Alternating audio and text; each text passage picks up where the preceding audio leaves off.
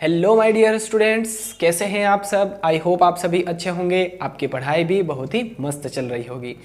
Previous videos में हमने अलग अलग टाइप के केमिकल बॉन्ड पढ़ लिए हैं। कोऑर्डिनेट बॉन्ड हमने देखा था, कोवेलेंट बॉन्ड देखा, साथ में आयनिक बॉन्ड भी हमने देखा था। तो आई होप आपने वो सभी वीडियोस देख लिए होंगे। अगर आप वो वीडियोस देख करके ये वीडियो देख रहे हैं तो आपके लिए थोड़ा ज़्यादा बेनिफिट रहेगा, ठीक है, क्योंकि ये वीडियो उन वीडियोस से लिंक है थोड़ा, ठीक है। चलिए, तो आज हम क्या पढ़ने वाले हैं, ionic compound and covalent compound में डिफरेंस, या ऐसा कह दे कि आयोनिक कंपाउंड और कोवेलेंट कंपाउंड की प्रॉपर्टीज, है ना। ये जो 6 पॉइंट लिखे हैं ये आयोनिक कंपाउंड के प्रॉपर्टीज हैं और ये 6 पॉइंट यहां पर कोवेलेंट कंपाउंड की प्रॉपर्टीज है। तो एक वीडियो में हम 2 काम कर रहे हैं, एक ही वीडियो में हम 2 क्वेश्चन के आंसर यहां पर याद कर लेंगे, ठीक है।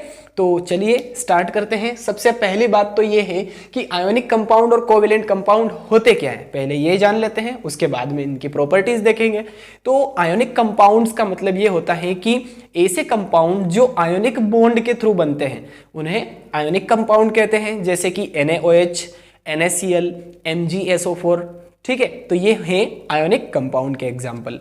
और कोवेलेंट कंपाउंड क्या होते हैं, तो ऐसे कंपाउंड्स जो फॉर्म होते हैं कोवेलेंट बॉन्ड के थ्रू उन्हें हम क्या कहते हैं, कोवेलेंट कंपाउंड। फॉर एग्जांपल जैसे कि यहां पर लिखा भी है H2O, CH4, NH3 एक्सेट्रा, ठीक है। तो ये कुछ कोवेलेंट कंपाउंड्स के एग्जाम्पल हो गए। ओके, क्लियर है। चलिए अब फर्स्ट पॉइंट देखते हैं, क्या लिखा है, these are formed by the complete transfer of electrons between metal and non metal, है ना। आयोनिक बॉन्ड जो है वो हमेशा मेटल एंड नॉन मेटल के बीच में बनता है, ये आपको पता होना चाहिए, है ना। नहीं है पता तो पहले आप वो वीडियो देख लीजिए, है ना, पहले ही मैंने आपको सजेस्ट कर दिया था, ठीक है। तो मेटल एंड नॉन मेटल के बीच में बनता है आयोनिक बॉन्ड, और यहां पर कंप्लीट ट्रांसफर होता है इलेक्ट्रॉन्स का, कंप्लीट ट्रांसफर होता है इलेक्ट्रॉन्स का। जैसे कि हमने एग्जांपल लिया था वहां पर NaCl का, तो Na क्या करता है, इलेक्ट्रॉन को डोनेट करता है, किसको, Cl को, ठीक है। तो Na पॉजिटिव बन जाता है और Cl नेगेटिव, केटायन और एनायन। तो इन दोनों के बीच में जो फोर्स ऑफ अट्रैक्शन होता है, जो बॉन्ड होता है, जो बॉन्ड बनता है, उसे ही हम आयोनिक बॉन्ड कहते हैं। और आयोनिक बॉन्ड के थ्रू ये NaCl का क्रिस्टल बनेगा, इसे ही हम कहते हैं आयोनिक कंपाउंड, ठीक है। फर्स्ट पॉइंट क्लियर है। यहां पर इलेक्ट्रॉन का ट्रांसफर होगा इलेक्ट्रोपॉजिटिव एलिमेंट से, और कहां पर होगा, इलेक्ट्रोनेगेटिव एलिमेंट पर, ठीक है, क्योंकि इसका ऑक्टेट कंप्लीट करना होता है। तो ये एक इलेक्ट्रॉन को डोनेट करता है सोडियम और केटायन में कन्वर्ट हो जाता है, और Cl को क्या करना होता है, अपना ऑक्टेट कंप्लीट करना होता है, तो ये एक इलेक्ट्रॉन को गेन करता है, तो यहां पर इसका ऑक्टेट कंप्लीट हो जाता है, ठीक है। तो ये इस तरह से एनायन बना लेता है। केटायन और एनायन इन दोनों के थ्रू इन दोनों को बांध कर रखता है जो बॉन्ड, उसे हम कहते हैं आयोनिक बॉन्ड। और आयोनिक बॉन्ड के थ्रू जो कंपाउंड्स बनेंगे उन्हें हम आयोनिक कंपाउंड कहेंगे, ठीक है। चलिए, कोवेलेंट कंपाउंड में क्या लिखा, these are formed by the sharing of electrons between 2 non metals, है ना। 2 नॉन मेटल्स के बीच में इलेक्ट्रॉन्स की शेयरिंग होगी, इक्वल नंबर में इलेक्ट्रॉन्स की शेयरिंग होगी। अगर एक एटम 1 इलेक्ट्रॉन दे रहा है तो दूसरा भी 1 इलेक्ट्रॉन देगा, है ना, मतलब इक्वल नंबर में इलेक्ट्रॉन्स की शेयरिंग होगी, तो वहां पर कोवेलेंट बॉन्ड बनेगा। और कोवेलेंट बॉन्ड के थ्रू जो कंपाउंड्स बनेंगे उनको कोवेलेंट कंपाउंड कहेंगे, ठीक है। क्लियर है। यहां पर दोनों ही क्या होंगे, नॉन मेटल्स होंगे, याद रखिएगा। कोवेलेंट बॉन्ड जो है वो नॉन मेटल के बीच में बनता है, और आयोनिक बॉन्ड में एक मेटल होगा, दूसरा नॉन मेटल होगा। क्लियर है।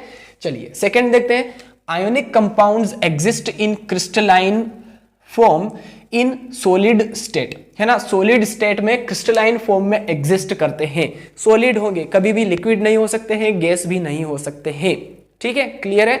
चलिए नेक्स्ट है यहां पर कोवेलेंट कंपाउंड का पॉइंट है, they exist in all 3 states, तीनों स्टेट में एग्जिस्ट करते हैं covalent compound, solid, liquid and gas. Solid का एग्जांपल है आयोडीन, लिक्विड का है ब्रोमीन और गैस का है नाइट्रोजन, ठीक है। आयोडीन यहां पर क्रिस्टल के रूप में होता है, सॉलिड होता है, और जो लिक्विड है, जो ब्रोमीन है वो लिक्विड में होता है, लिक्विड स्टेट में होता है एट रूम टेम्परेचर के ऊपर, ठीक है। और नाइट्रोजन तो आपको पता ही है, गैस होती है। चलिए थर्ड है they have high melting and boiling point. इनका melting point and boiling point high होता है। क्यों होता है हाई? क्योंकि यहां पर strong electrostatic force of attraction होता है ना। तो इसलिए इनके जो एटम्स हैं उनको तोड़ना बहुत ज़्यादा मुश्किल होता है, उनको बहुत ज़्यादा हीट देने की ज़रूरत पड़ती है, एनर्जी देने की ज़रूरत पड़ती है। इसीलिए इनका melting point and boiling point high होता है, क्योंकि यहाँ पर strong electrostatic force of attraction work करता है। क्लियर है? चलिए थर्ड पॉइंट यहाँ है they have low melting and boiling point, है ना। लो मेल्टिंग एंड बॉइलिंग पॉइंट होता है कोवेलेंट कंपाउंड्स में। ऐसा क्यों? क्योंकि यहाँ पर उतना स्ट्रॉन्ग फोर्स ऑफ अट्रैक्शन नहीं होता है मॉलिक्यूल में, ठीक है। तो इसीलिए low melting and boiling point होता है कोवेलेंट कंपाउंड्स का। नेक्स्ट है they are soluble in polar solvent like water. Polar solvent का मतलब क्या है? यहां पर पोल्स जनरेट हो जाते हैं। जैसे कि वाटर की अगर हम बात करें तो H पॉजिटिव होता है और OH नेगेटिव होता है। तो यहां पर दो पोल्स जनरेट हो गए, H पॉजिटिव और OH नेगेटिव, है ना, पॉजिटिव पोल और नेगेटिव पोल। तो पोलर जो सोलवेंट है जैसे कि वाटर, तो उनके अंदर ये डिसॉल्व हो जाते हैं। क्यों हो जाते हैं? क्योंकि यहां पर जो आयोनिक कंपाउंड है वो भी नेचर में क्या होते हैं? पोलर होते हैं। ध्यान दीजिए यहां पर Na पॉजिटिव और Cl negative, positive pole negative pole, cation anion. तो जो पोलर है वो पोलर को डिसॉल्व कर रहा है ना। पोलर कौन है यहाँ पर? H2O वाटर मॉलिक्यूल भी पोलर है और NaCl मॉलिक्यूल भी पोलर है। तो जब भी हम पानी के अंदर नमक डालते हैं, नमक इजीली घुल जाता है, सॉल्ट इजीली सोल्यूबल हो जाता है, ठीक है। तो यही रीजन है कि जो आयोनिक कंपाउंड्स हैं वो पोलर सोलवेंट के अंदर डिसॉल्व हो जाते हैं, सोल्यूबल हो जाते हैं। आगे लिखा है but insoluble in non polar solvent like benzene, carbon tetrachloride etcetera, ठीक है। जो ऑर्गेनिक सॉल्वेंट्स होते हैं लाइक बेंजीन, कार्बन टेट्राक्लोराइड, उनमें सोल्यूबल नहीं होते हैं। क्यों नहीं होते हैं? क्योंकि ये नॉन पोलर सॉल्वेंट होते हैं। ऑर्गेनिक सॉल्वेंट जो है ये नॉन पोलर सॉल्वेंट होते हैं।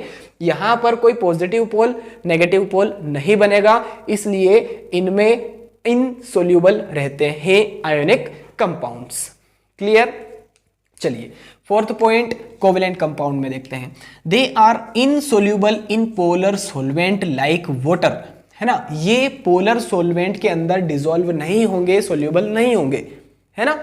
आगे लिखा है but soluble in non polar solvent like benzene, carbon tetrachloride, है ना। इसका जस्ट अपोजिट है। ये पोलर में घुल जाते हैं, ये नहीं घुलते हैं।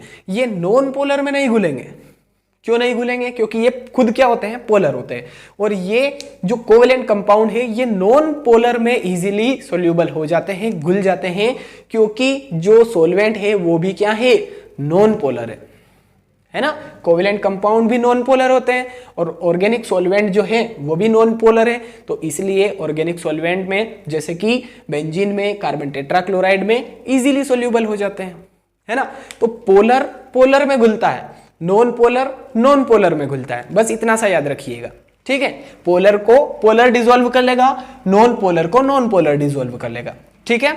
चलिए नेक्स्ट है good conductor of electricity in molten state और इन एक्वस सॉल्यूशन, है ना। जैसे कि सॉलिड स्टेट की अगर हम बात करें, अगर NaCl सॉलिड स्टेट में है तो वो इलेक्ट्रिसिटी को पास नहीं करेगा, सॉलिड स्टेट में पास नहीं करेगा इलेक्ट्रिसिटी को आयोनिक कंपाउंड। बट अगर लिक्विड स्टेट है, लिक्विड स्टेट का मतलब एक्वस सॉल्यूशन है अगर, या फिर मोल्टन स्टेट है, तो यहां पर फ्री आयंस जनरेट हो जाते हैं आयोनिक कंपाउंड में, positive and negative, cation and anion.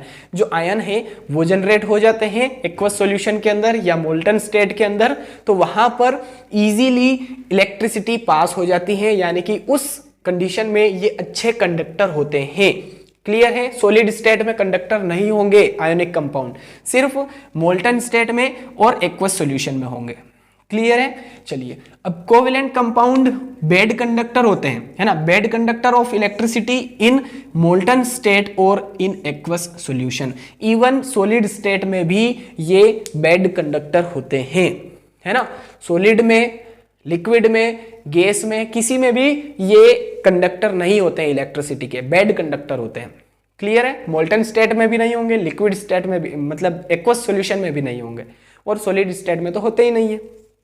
चलिए नेक्स्ट है आयोनाइज इन एक्वस सॉल्यूशन, है ना। एक्वस सॉल्यूशन के अंदर अगर इनको हम पानी के अंदर डालेंगे तो आयोनाइज हो जाएंगे। जैसे कि अगर सोडियम क्लोराइड को अगर हमने पानी के अंदर डिसॉल्व किया तो हमें यहां पर मिल जाएगा Na पॉजिटिव और Cl नेगेटिव, है ना। आयोनाइज हो जाते हैं, आयोनाइज होने का मतलब आयंस में डिसोशिएट हो जाते हैं, आयनों में टूट जाते हैं, है ना। तो NaCl जो है वो किस में टूट जाएगा? Na पॉजिटिव में और Cl नेगेटिव में, जैसे ही हम इसको पानी के अंदर डिसॉल्व करेंगे। क्लियर? चलिए यहां पर क्या लिखा? Do not ionize in aqueous solution.